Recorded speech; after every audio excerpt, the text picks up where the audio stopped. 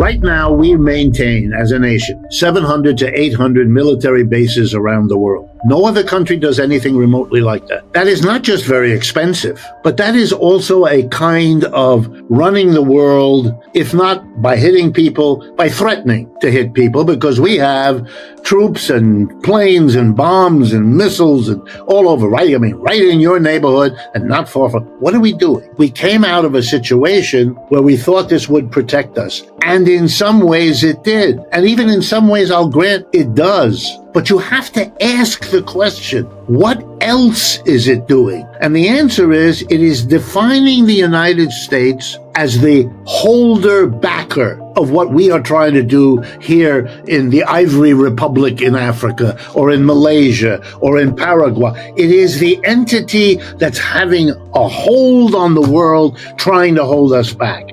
When the American naval fleet sits in the South China Sea, a stone's throw from Taiwan, nobody cares about Taiwan. Nobody is fooled by this. Maybe a few Americans who are naive. This is not about Taiwan. Taiwan is not a concern for China either. It's the symbolism of it all. And it allows the Chinese to say, look at them. They are here threatening us because we are out competing them. Neither you or I can resolve how honest or true that is. It's got some truth, it's got some exaggeration. But we are giving them the ammunition, if you like, with which to characterize us in this way. I'll give you another example. There's an enormous opposition inside Europe to the war with Russia in Ukraine. There are many, many Europeans, pro-capitalist, anti-capitalist, across the board, who think that is the worst mistake of their lifetimes, that struggle. They are clear in their mind, and I'm not arguing whether they're right or wrong. It's wrong, they should never have done it, it's stupid, the Russians will win, the Ukrainians will lose, end of story, it's a waste of money, and it is making the people of Europe furious because we're cutting back social programs while we fund a losing war that we don't care about in the first place. But that's a real problem. What are you going to do? You had 3 elections in the last few weeks. Britain, France, and Germany. Every one of those elections should tell you the same thing. The mass of people are rejecting the conventional politicians. You better be careful, because if they're doing that there, they're gonna do it here too. Maybe Trump is halfway there already. Maybe what comes next will be more. Let me give you an example. For 15 years, you had the conservatives. As the conditions of existence of the British working class declined over the last 20 years, and they declined worse than anywhere else in the Western world, the British, the conservatives came up with the great idea, blame the Europeans. That's right up there with the United States today, blame the immigrants. Are you crazy? The United States is a country of 330 million. Undocumented immigrants in this country, maybe 10 to 15 million people. And among them, the poorest people on the planet. They are not going to shape the economy of 330 million. That's childish. That never happened, isn't happening now, and isn't about to happen. But if people are upset enough, and they are, and if they've suffered enough, and they have, then they are vulnerable to being told, okay, so the British did it. They left Europe with great fanfare 10 years ago, a little less, 2016. Brexit. Okay, they have Brexit. Their condition got worse, not better, which any fool could have told them. Why? Because that's not your problem. There are pros and cons about Europe. That's another. But the notion that by separating yourself from Europe, you're going to solve your problems? You got to be crazy. It's like if you stop the flow of immigrants across the border into Texas, you're going to make a friggin' bit of difference. It's just childish. But this is what smart people do when they're jammed. Now let's look at France. France has a middle-of-the-road leader, a nice young man, so he hasn't got age as a problem, Mr. Macron. Okay? In the National Assembly vote a month or 2 ago, 3 major parties contested. A left-wing party that's virtually fascist by Marine Le Pen, the National Front. His own party, the sitting president of the country, and a unity of 4 little leftist parties. The French Socialist Party, the French Communist Party, the French Green Party, and the French Socialist Party that takes the name France Unbowed. Those 4 came together. And you know what the French people did for their president? His party came in third out of three. The number one party was a party led by a former member of the French Communist Party, who is still a big leftist. That's the largest political bloc in the French Assembly right now. And then in Germany, you had an election. It wasn't national the way it was in Britain and France. It was in the eastern region. 2 or 3 Länder, they're called in Germany. They're like states in the United States, roughly. In those, the right-wing quasi-fascist party that has arisen in Germany, that's an achievement, man, because Germany is where they had Nazis and Hitler. So to be a right-wing, to salute with Hitler, to have a swastika on your shirt, it's something anywhere in the world, but to do it in Germany, amazing. They came in first. Who came in second? A relative political unknown. A woman, Sarah Wagenknecht, who is a Marxist, has been a Marxist all her life, was a fixture of the Marxist left in Germany, decided to run on her own, and comes in second. Okay, what we're seeing here is a rejection of the status quo on a massive scale. You got to deal with that, and none of them are. You know what Mr. Starmer, the new head of Britain, his first 2 acts as the new Labour Party Prime Minister? He's cutting fuel assistance to poor people in England as they face the coming winter where they are desperately in need. Why? Because fuel has gone up in price.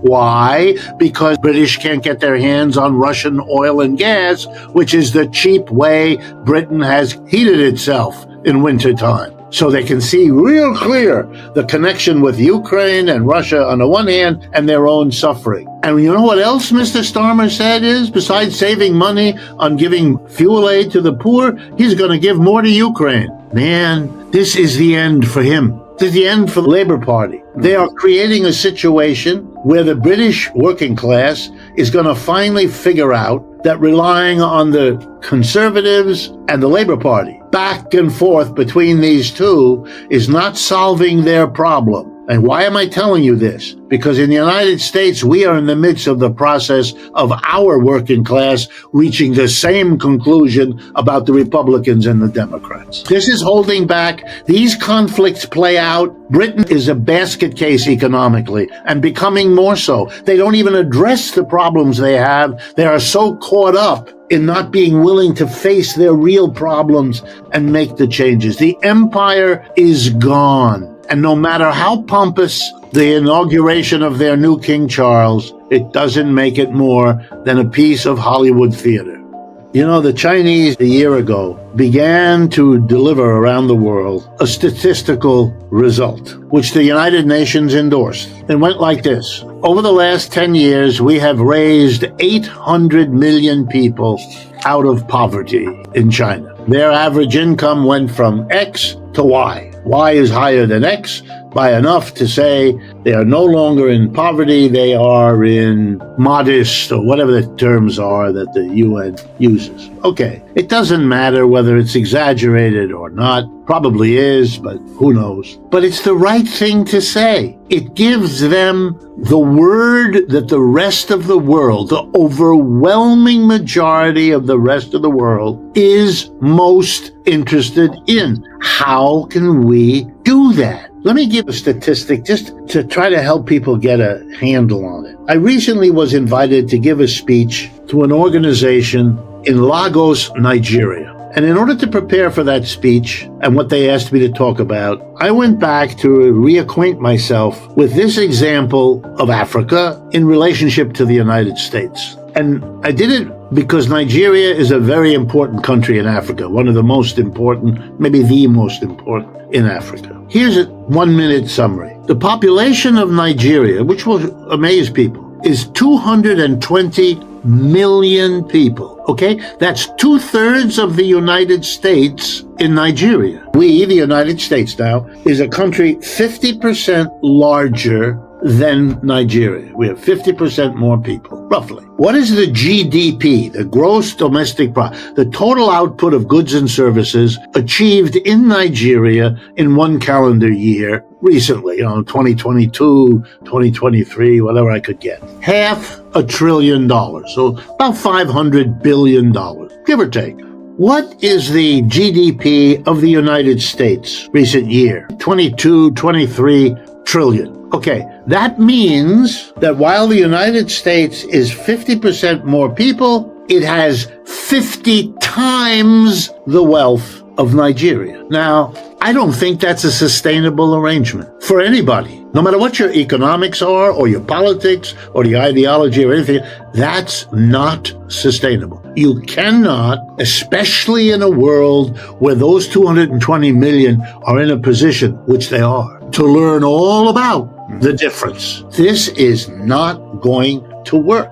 And indeed, the proof of it was that the people who invited me to speak there believed that. And that's what they wanted me to talk about, because they find it intolerable. And they're upset, and they're bitter, and they're angry, or they're, a good number of Nigerians leave Nigeria. They don't want to, but the difference between the life they can lead in the United States or Europe or someplace else is just so enormous that for their husband or their wife or their kids, look, I understand all of that. My parents are refugees from Europe. They came to the United States to survive and to do better, which they did. But it's not sustainable. You got to do something. You cannot fob that off. But in fact, that's what's being done. Neither Europe nor the United States is addressing this question. Just doesn't do it. Give them verbalisms, give them noise, just noise. The Chinese are everywhere, building bridges, erecting schools. It's amazing to watch.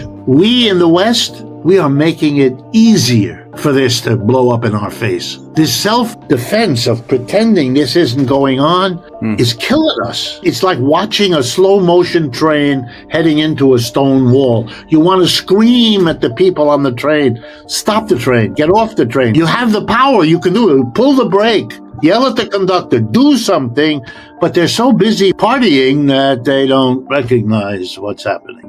I think there are very basic similarities between the United States and China, which I would be glad to tell you about. And those are more than enough that a comparable deal could be and should be worked out. Nuclear war is not an option unless you're lunatic. And I'm assuming that the prevailing mentality in Washington, in Beijing, and everywhere else is not lunatics. Americans don't understand what terrible war is. They just don't. They've never suffered being on the losing end of a major war fought on their own territory. The Chinese have, the Japanese have, the Russians have, the Europeans have, and I could go on, but we haven't. In World War II, bombs fell in Hawaii at Pearl Harbor, and never again. No American city has ever gone through that. The only time I ever went to a bomb shelter was when I was a student in my public school here in the United States, and they taught us how to get under our desk in case there was a bomb, which none of us understood and thought was a funny game. And when Americans talk about war, there's a bravado that sounds like a bad cowboy movie in which, you see the shooting, and then when it's over, everybody gets up and goes and has a cup of coffee or a beer. It's not a real trauma that settles into the consciousness. So my view is, here's what's similar. The Chinese never broke, not yet, from the capitalist commitment to organize production in a particular way. And that way has a small group of people at the top. They'll make the basic decisions. They decide basically what's going to be produced, how it's going to be produced, where it's going to be produced, and what is done with the revenue. And the rest of the people are employees. And they have the monopoly of the power. Do they share some of it? Sure they do. Especially if they're smart, they understand. But that's where the power is, and that's where the wealth accumulates, because they keep whatever the net revenue is, a disproportionate amount for the owners and the top executives and all the rest. The Chinese don't do all that different, but they do substitute state officials, so that is very different. But they, ironically, are going to have a harder time maintaining that system than we in the West, because because we have the ideological rationalization of it all. We teach, as I have done all my life, in the university, that this capitalist arrangement is necessary, is efficient. This is like teaching a catechism in a Catholic school, if you know, or any other religion. I don't mean to pick out Roman Catholicism. I know that we're teaching an ideology that rationalizes that. The problem in China, they teach an ideology that doesn't. If you open up Marx's Capital, which they teach people to do, Marx is all about there's another way of doing things, ladies and gentlemen. And in this country, we call it a worker co-op. It's a horizontally organized enterprise. It's a community that decides democratically what to produce, how to produce, where to produce, and what to do with the revenue. That's what Marx was talking about. And that's going to be on the agenda one way or another, there and here. And then the real question becomes, how will these two systems engage and struggle with the challenge that's coming from below? And the irony, which I don't think is far-fetched, is that they have a lot to get together on. They're afraid of that. They're afraid here in one way, but they're afraid another way there. And that, plus the threat of nuclear war, is more than enough to be able to do together now what Britain and the United States did back in the 19th century. We are in a problem position. A unipolar world, US on top, is becoming a multipolar world, contesting empires. And not just the US and China, Europe, as I tried to suggest, trying to find some way to survive in this multipolar world. But that means that the US empire is in decline. We can dance and pretend all we want around it, try to keep up the denial. But if you remember that denial didn't work well for all those other empires, you might at least open the possibility that it's not working well for us either.